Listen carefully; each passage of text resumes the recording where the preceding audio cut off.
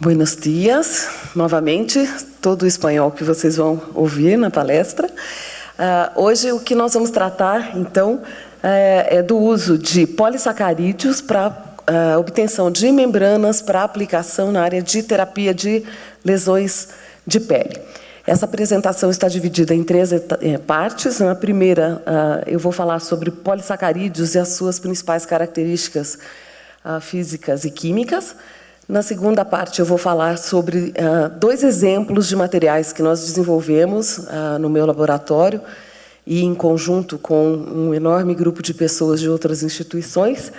Um deles enfoca a incorporação de um agente antimicrobiano que contém prata em membranas de quitosano-alginato e uma estratégia de melhoria de propriedades mecânicas desse material. E a segunda enfoca, então, o desenvolvimento de dispositivos de quitosana complexada com xantana para uso como suportes ou scaffolds para cultura de células mesenquimais estromais. E, em seguida, então, nós vamos encerrar a apresentação.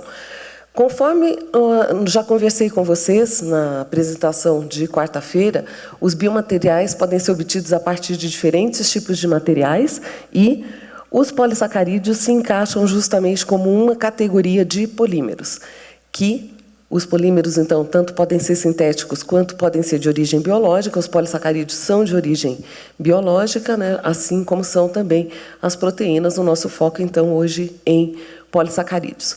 Os polissacarídeos são polímeros que normalmente são compostos de 20 ou mais monossacarídeos e podem ser derivados de plantas, de linhas, de animais, de micro-organismos. Então, são fontes bastante diversas, várias delas, inclusive, vistas até como resíduos na indústria de processamento, por exemplo, de alimentos, né, o que os torna particularmente atraentes.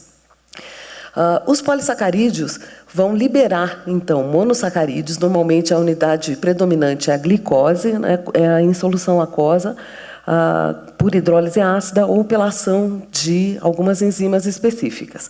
E esses polissacarídeos podem, então, se diferenciar quanto ao tipo de monossacarídeo que os forma, quanto ao tamanho das cadeias, quanto ao grau de ramificação, como nós podemos ver aqui nessa figura, onde temos 2 tipos diferentes de monossacarídeos. Aqui temos 3 tipos, aqui um polissacarídeo linear e aqui um polissacarídeo ramificado. Essas diferenças têm implicações, então, na solubilidade, na reatividade e na viscosidade de soluções de polissacarídeos. Nós percebemos, por exemplo, que nós, quando temos amido, né, nós podemos ter em diferentes concentrações, em diferentes temperaturas também, nós podemos ter uma viscosidade um tanto quanto diferenciada, e quando, inclusive, variamos as fontes desse polissacarídeo, nós podemos ter essas diferenças aí que vão ter, novamente, implicações nesse sentido. Dentre as principais características estruturais dos polissacarídeos, nós podemos, então, destacar que são moléculas de alta massa molar, que têm um grande número de grupos OH, e que isso, então, vai conferir a essas moléculas a tendência de formação de pontes de hidrogênio, tanto intracadeia quanto intercadeia, e isso implica numa redução da solubilidade, por exemplo, pela formação de agregados em solução, mas nós podemos usar isso favoravelmente, por exemplo, para a produção de filmes a partir de polissacarídeos. Os grupos CH dos polissacarídeos conferem a eles um caráter levemente hidrofóbico nas regiões onde esses grupos aparecem, e os polissacarídeos apresentam estruturas estereorregulares com uma conformação semi-helicoidal bastante rígida em solução, como a gente observa aqui para um dos componentes do amido, que é justamente a amilose. Nós temos também que a estabilidade estrutural desse material depende da temperatura, né? O amido, por exemplo, se nós aquecermos, ele pode aumentar bastante sua viscosidade, e a presença de íons também, né, pode afetar a estabilidade desses materiais. Por exemplo, se você tiver alginato e adicionar cálcio, né, nós podemos ter a gelificação desse material. Então, algumas características que são bastante interessantes dos polissacarídeos do ponto de vista de composição de biomateriais seriam: primeiro, a biocompatibilidade. Vários desses polissacarídeos têm uma biocompatibilidade muito alta, né? porque uma boa parte dessas moléculas é capaz de mimetizar componentes da matriz extracelular e também apresentar uma quantidade de determinantes antigênicos bastante baixa. Então, é um material já, muitas vezes, seguro, né, de se trabalhar para a confecção de biomateriais. Eles podem ser biodegradáveis e podem também, alternativamente, sofrer dissolução em vivo. Podem ser processados na forma de partículas, de filmes, de pós, de géis, e podem ser usados, por conta dessa variabilidade na forma de processamento, na produção de um enorme número de tipos de dispositivos, por exemplo, de liberação controlada, de curativos, de fios de sutura, como agente hemostático, partículas, scaffolds e daí por diante. As maiores limitações dos polissacarídeos são, né, em primeiro lugar, como todo material de origem biológica, né, de origem natural, a variabilidade lote a lote, que pode implicar em diferenças na composição e diferenças na própria estrutura da molécula, e o fato também de que, muitas vezes, é mais fácil nós fazermos modificações, por exemplo, para melhoria de propriedades mecânicas em polímeros de síntese química do que a gente consegue fazer para polissacarídeos. Bom, então esse é o primeiro tópico que eu gostaria de conversar com vocês, um panorama geral acerca dessas características dos polissacarídeos, e podemos então partir para alguns exemplos de materiais que nós desenvolvemos no nosso laboratório. O foco dessa apresentação, como nós temos o curso na área de medicina regenerativa, com um enfoque bastante forte, então eu optei também por mostrar alguns resultados de ensaios biológicos bastante interessantes que nós tivemos.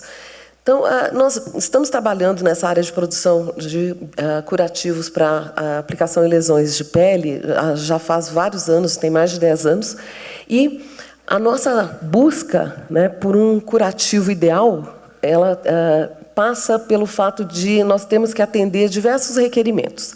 Então, o primeiro de requerimento que nós queremos atender é justamente que esse material deve ser biocompatível, deve ser, por exemplo, hipoalergênico, não tóxico, né, nem para células lesadas, nem para células circundantes. Ele deve ser capaz, preferencialmente, de prevenir o ataque microbiano para proteger a lesão, né, do ataque de micro-organismos do ambiente, por exemplo. Ele deve permitir a troca gasosa, tanto a entrada de CO2, de oxigênio, quanto a saída de CO2, e também deve permitir a liberação do exudato que eventualmente se acumular na lesão. Ele deve acelerar o processo de cura, contribuir para a redução da dor, por exemplo, bloqueando terminais nervosos. Deve, idealmente, também ser flexível e se ajustar ao contorno do corpo, né, na região lesada, e também, preferencialmente, deve aderir à lesão sem que haja a necessidade de nós colocarmos um componente adesivo. E, nesse ponto, né, dentro do âmbito dos polissacarídeos, a quitosana e o alginato estão dentre os biopolímeros mais utilizados para esse fim. E, no exemplo que eu vou mostrar para vocês hoje, né, em um dos exemplos, nós testamos também a goma xantana, né, como um substituto para o alginato.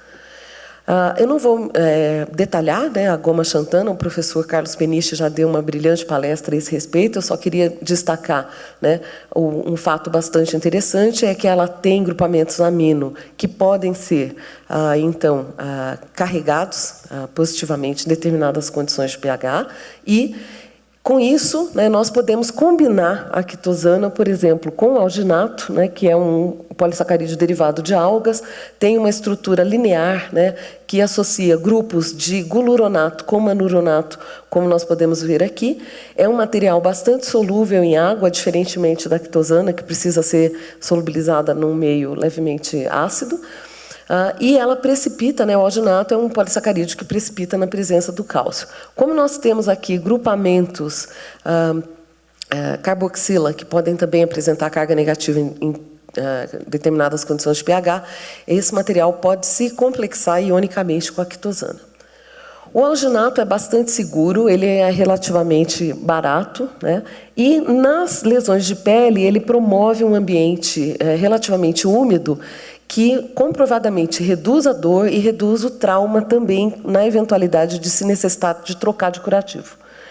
E nos curativos também é comprovado que ele acelera a recuperação da lesão e, em vivo, ele pode ser dissolvido lentamente, porque, como ele forma esse tipo de estrutura com cálcio, né, então, compostos que, eventualmente, quelatem cálcio dentro do organismo, ou que possam fazer a troca de cálcio por sódio, vão contribuir para a solubilização do alginato. Ele é usado bastante frequentemente como um gel e forma membranas com propriedades mecânicas bastante limitadas. Por isso, a sua complexação com quitosana passa a ser interessante. A goma xantana, por outro lado, é um polímero que pode ser obtido a partir do cultivo de xanthomonas campestres, então isso faz com que ela seja bastante interessante, porque se pode controlar muito mais a qualidade desse produto do que se controla, por exemplo, a do alginato, que é obtido a partir de algas. E esse material apresenta uma estrutura ramificada, né? Ela tem, na verdade, uma cadeia linear principal, que é bastante similar à da própria glicose, e em cada glicose alternada, nós podemos encontrar cadeias de trissacarídeos compostas por manose, ácido gulurônico e manose, formando uma estrutura, então, desse tipo, né? A cadeia principal continuaria, e aqui, a cada glicose alternada, nós temos, então, esse trissacarídeo acoplado. Em solução, essas cadeias, né, laterais, elas vão se enrolar em torno da cadeia principal, vão proteger a cadeia principal do ataque, então esse material é bastante estável. E o que a gente acaba verificando é que o material em água ele pode se apresentar na forma de uma hélice que pode ser simples, dupla ou tripla, dependendo, então, do que mais nós temos de componentes na água. A goma xantana é também, assim como o alginato, solúvel em água, né, apesar de apresentar altíssima viscosidade, mas também se solubiliza em ácido e em meio alcalino, o que dá uma maior processabilidade para esse material. Ela é uma das gomas mais produzidas comercialmente em termos de quantidade no mundo, né, para uso industrial, é biocompatível, se degrada em vivo justamente pela ação, né, de baixo pH, né, sofre hidrólise em baixo pH, e ela é produzida já, né, ela já é incorporada, desculpe-me, tanto na formulação de drogas orais, né, alguns xaropes, por exemplo, levam xantana em sua composição, quanto também para a composição de alguns tipos de curativos, mas de forma bem mais limitada em relação à quitosana e ao alginato. Ela é reconhecida como segura pelo FDA para uso, né, na área de alimentos em praticamente qualquer quantidade. Então, a toxicidade dela para o FDA é mais ou menos parecida com a que seria da água, né? Então, não tem limite aqui para a sua utilização.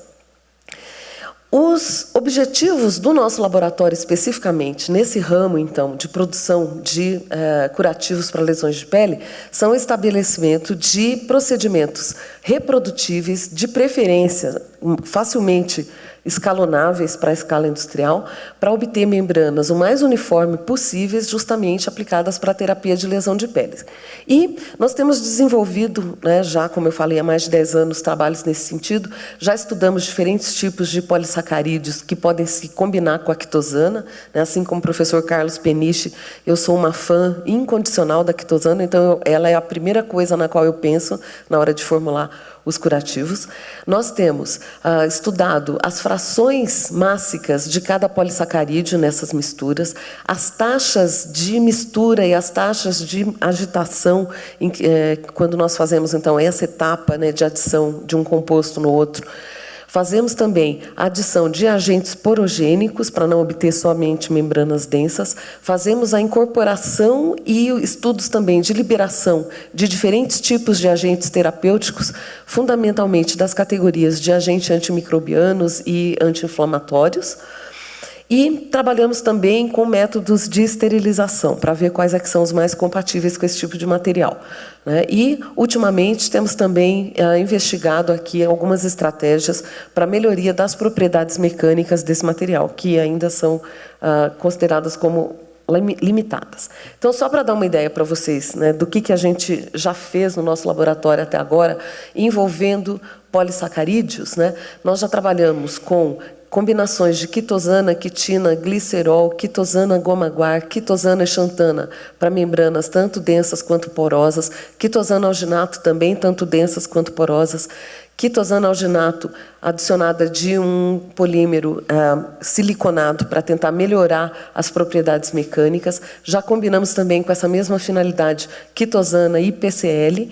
E não só trabalhamos com, então, esse tipo de material que é relacionado à parte de curativos, mas também ousamos trabalhar em outras aplicações, como, por exemplo, a produção de partículas a partir de membrana, de polissacarídeos, né, de alginato, quitosana e combinações quitosana-alginato para vacinação de peixes, assim como também usamos filmes para fazer recobrimento de telas usadas em contenção de hérnias abdominais, e também um trabalho que é um pouco até embaraçoso de se falar, que foi feito juntamente com um grupo de veterinários que tinha problemas com pênis bovinos, né, que sofriam ruptura por conta dos bovinos serem muito jovens e muito afoitos, então pediram que eram bovinos reprodutores de altíssimo valor, né? Então nós também tentamos trabalhar em alguma coisa nesse sentido, mas esse aqui acho que foi o resultado menos eficiente que nós tivemos. Nós já incorporamos todos esses tipos diferentes de compostos nas membranas, esses micro-organismos nas partículas, e eu vou falar então para vocês sobre o cultivo de células mesenquimais nas membranas de quitosana e xantana e a incorporação do alfazan em membranas dessas duas categorias a partir de quitosana alginato. Estamos em desenvolvimento agora com algumas pesquisas na área de reforço dessas estruturas pelo uso de fibras de diferentes fontes, né, principalmente fibras biodegradáveis, também tentando usar essas membranas para a constituição de implantes vasculares, para a regeneração de periósteo e também para o cultivo de células autólogas. E ela já veio com a plaquinha de 5 minutos. Muito obrigada, Paula. Bem, então, no primeiro exemplo que eu vou passar para vocês, nós temos a combinação de quitosana e alginato, formando, então, um emaranhado, né, aqui de polieletrólitos, que nós podemos estabilizar pela adição também de cálcio, reticulando os grupos de alginato que não se ligaram à quitosana, formando uma estrutura que tem esse aspecto, né? E quando trabalhamos com a xantana, nós fazemos basicamente a mesma coisa, mas nós não precisamos, então, dessa etapa da adição do cálcio. Então, passando para esse primeiro exemplo, que seria de quitosana alginato contendo composto, né, que apresenta prata em sua constituição, né, esse composto é o alfazan RC2000 da Milliken, ele interage com o DNA e com as enzimas, impedindo a proliferação de bactérias, tem essa fórmula molecular, apresenta 10% de prata na sua composição e é praticamente insolúvel em água, né? Então, a prata aparece aqui, na verdade, com ligações de coordenação nessas regiões. Essas membranas têm o aspecto, né, se eu incorporar a prata, ela passa, então, de translúcida para opaca, nós ficamos com a morfologia de superfície, né, bastante enrugada, em função do que nós podemos ver até já para o material, em solução aquosa, né, em suspensão em água. Nós temos essa quantidade de fibras que aqui estão também recobertas por esse material, e a estrutura lateral dessa membrana, nós podemos perceber que é lamelar e que eu tenho, então, o fármaco depositado, quando coloco em 1,1%, em massa em relação aos polissacarídeos, eu tenho não só na superfície, mas também distribuído no interior da estrutura. Essas membranas têm, né, uma variação bastante grande de espessura à medida em que a gente adiciona a prata, e elas variam, né, bastante também a espessura à medida em que nós as colocamos em presença de água. Isso não é um problema, porque ainda nessas condições, essas membranas têm uma espessura que é relativamente inferior à espessura da própria pele e compatível com o de curativos de poliuretano, também normalmente utilizados, né? Elas são um pouco mais espessas do que esses curativos. Elas são capazes de absorver fluidos corpóreos em grande proporção e se mantêm relativamente estáveis na presença desses fluidos por períodos relativamente longos, né? Se nós pudermos olhar aqui também, comparando com o Aquacel, da Convatec, essa absorção para uma outra solução é também bastante compatível, e o fato de a gente ter essa perda de massa baixa faz com que nós tenhamos, então, uma vantagem grande em termos de não ter necessidade de ficar trocando com frequência o curativo. Esse composto que nós adicionamos, ele é incorporado pelas membranas em cerca de 99%, então uma eficiência realmente muito alta, e ele sofre uma liberação, né, lenta, com o tempo, né? Aqui a gente tem um efeito burst inicial, mas nós temos uma liberação aqui que é lenta, que na verdade é devido ao mecanismo da própria dissolução da droga, que se apresenta na forma de um material precipitado no interior da estrutura. Então, esse material tem que se dissolver primeiro para depois poder se difundir pela estrutura. A quantidade liberada em 7 dias foi de 28 ppm. Se nós compararmos com 2 curativos que contêm prata comercialmente disponíveis, nós vamos ver que essa quantidade é menor, né? Mas esse valor menor ele é interessante porque ele também acaba não contribuindo para o efeito de despigmentação, né, da pele ao longo do tempo, ao mesmo tempo em que o fato de nós termos ainda cerca de 50% do material incorporado depois de 7 dias, nos garante que esse material tem um efeito de barreira à entrada de micro-organismos. Fazendo o teste de citotoxicidade dessas membranas a fibroblastos, nós percebemos que elas apresentam uma certa toxicidade, né, moderada, mas, na verdade, é compatível com o que a gente tem comercialmente também para outros curativos, porque a própria prata tem um efeito irritante. Do ponto de vista de irritação dérmica, né, formação de edema e eritema em coelhos, nós percebemos, né, que por 72 horas, simplesmente, nós não detectamos nenhum tipo de problema, né, então, material considerado como não irritante, e também fazendo testes de reação alérgica em porquinhos, né, do tipo Guinea Pigs, nós percebemos que, num período bastante longo, né, com um período de indução lá no 36º dia, nós não notamos nenhum tipo de resultado adverso também com relação a esse aspecto. Mas, né, para os mamíferos foi muito bom. Para os micro-organismos, ela foi bastante satisfatória, ela inibiu o crescimento, né, de Pseudomonas aeruginosa e de Staphylococcus aureus, né, de forma aqui bastante satisfatória, na forma de aquele teste de formação de halo, e também foi capaz, inclusive, de inibir o crescimento em suspensão de Staphylococcus aureus multiresistente, né, a várias drogas, em cerca de 50%. Então, resultado bem interessante. Essas membranas têm, então, um problema sério com relação às propriedades mecânicas, né? A gente percebe que a 100 prata tem 10 megapascal de resistência aqui à tensão, e um alongamento na ruptura bastante baixo, que com a adição de prata, né, nós sofremos um efeito ainda maior aqui. Ainda assim, não estamos muito longe do que seria o normal para a pele com relação à tensão aqui, mas com relação ao alongamento nós estamos ainda, né, devendo um pouco, precisamos investigar um pouco mais.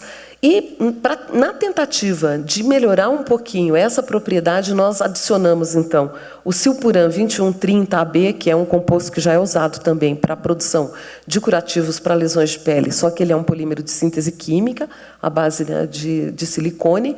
Nós percebemos uma melhoria muito grande para as duas, né, aqui.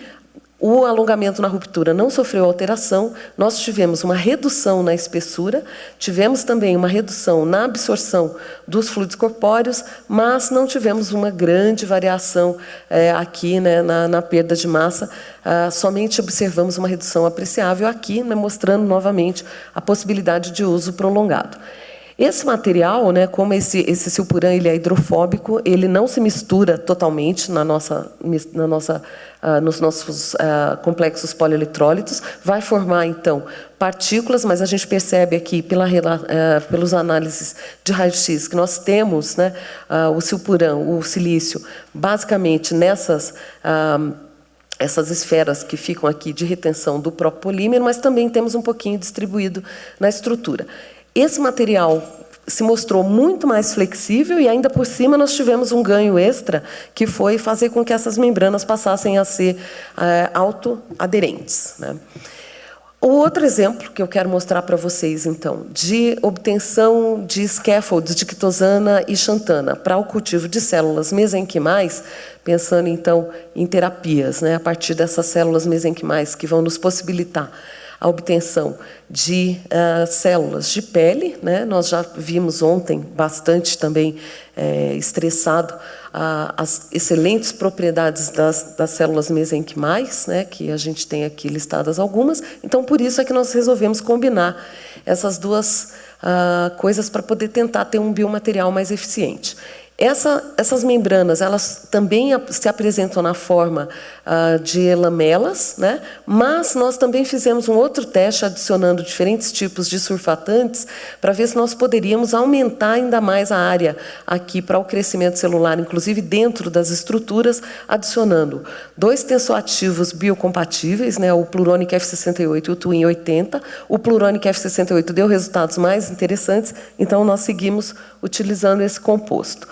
Nesse caso, né, nós temos também membranas bastante finas, a absorção de água é muito mais elevada do que as membranas do caso anterior, a resistência à tensão e ao alongamento na ruptura são, né, também um pouco baixos. Também a gente pode combinar esse material com silpuran.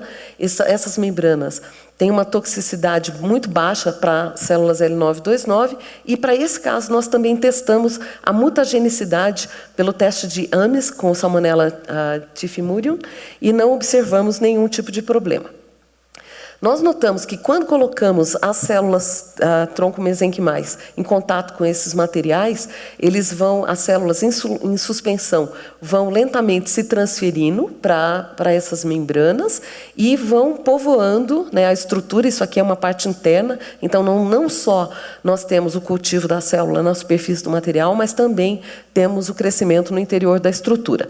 O perfil de crescimento é esse que a gente observa aqui. Com cerca de 96 horas, nós começamos a ter uma queda na proliferação celular, né? Ela já está na fase estacionária aqui, com 72 horas de cultivo, depois passa a sofrer morte celular. Então, nós resolvemos investigar para ver se isso era um problema de falta de nutriente, por exemplo.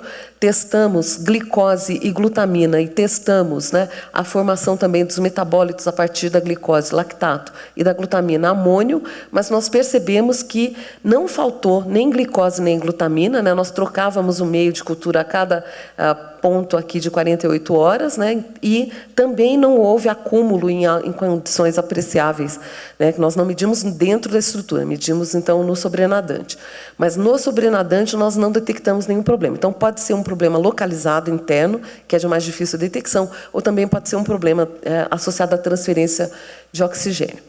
Mas nós, então, fizemos um teste usando, né, animais, fizemos as lesões aqui, separamos os animais em 4 grupos, com pelo menos 3 animais por grupo, com 3 lesões cada animal, de espessura total e diâmetro de 1,5 centímetros.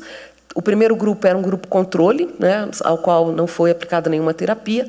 No segundo grupo, nós utilizamos 10 a 15 células, né? No terceiro, só a membrana, e no terceiro conjunto, célula-membrana. Só testamos a membrana densa, não testamos a porosa, porque a membrana densa é bastante transparente. E avaliamos a lesão ao longo de 20 dias. Nós pudemos perceber, então, que os melhores resultados realmente foram obtidos com as células, tanto isoladas quanto associadas à membrana, né? A gente nota aqui praticamente, né, acima de 80% de fechamento das lesões, mas nós notamos que o tratamento, fazendo o cultivo da célula na superfície da membrana, é bem mais fácil em termos da aplicação do material e também nós temos um efeito de proteção dessa lesão, né, de micro-organismos que eventualmente pudessem estar presentes no ambiente. Então, temos um efeito de barreira bastante interessante aí. E, para finalizar, então, né, o que eu gostaria de deixar como mensagens para vocês? Primeiro, que os polissacarídeos eles são muito interessantes porque eles têm, né, uma biocompatibilidade bastante interessante para várias das categorias. A gente pode considerá-los também como matérias-primas sustentáveis. Eles são versáteis com relação tanto ao formato com que nós podemos ter do biomaterial, quanto também com relação à interação com diferentes compostos, né?